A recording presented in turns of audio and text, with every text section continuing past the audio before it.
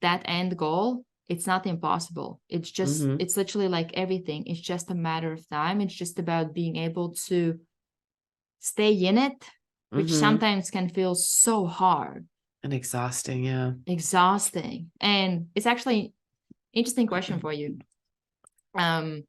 If you knew, let's say as you were like 11 years old, or Mhm. when you started to work on yourself or work through your trauma, if you knew how much work and effort would it take for you to get to this point where you are right now, would you do it again? Absolutely. Only faster. Well, that's the thing. For me, Mhm. I'm like, if I knew how much work was ahead of me, I don't know if I would do it, Ugh. because you know all the work that's ahead of you and you're just at day one. And you know that it might take years. And even after those years, you still have all these things to work on. But for me, now, like, kind of not knowing how much time it's going to take, you're like, okay, I'm just going to try another day. Okay, Right. another day, you know? But then when you look back, wow, it's been years now. And you see how much you have grown. But it's an interesting conversation that I had with one of my friends, where she said that she was thinking about that question. And I'm like, I don't know, because you go through so many setbacks so many times, and you're like, I'm just done. I don't want to do this anymore. It's not working. And you're like kind of done with it. And if you knew Mhm. that you had to go through that like this many times, and then you have this setback, and then you still have to work on it, another setback, and you know that you're literally at day one of the whole journey. Um, You know what? You know what motivates me?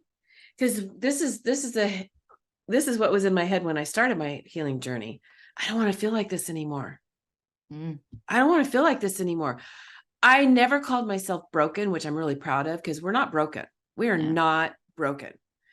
Um, but I knew that things weren't right inside of me, but I didn't know what that was. And I really didn't like the way the way I felt. I was looking for a way to get rid of those feelings without doing drugs, without, Yeah.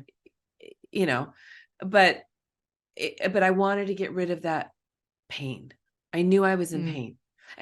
And see, that's what's different is because I'm listening to you and I get it. Because if I sit back when I'm 11 No, years old actually, and I look at that, if I it's knew a the lot. end goal, how it looks like, Yeah, how it feels like, I think right. it's different.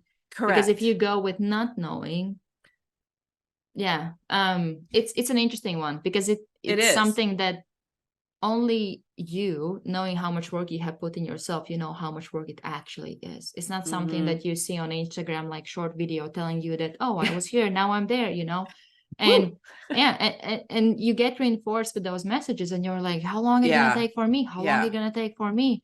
And a lot of times it's kind of, it can trigger somebody to quit doing that work because they feel like it's not working on me, you know? Just Um, know it's a journey. yeah, It's not a destination. And the cool thing is though, it is a journey, right? And yeah. you're going to have times where you're going to have a lot of growth and it's going to be a lot of work.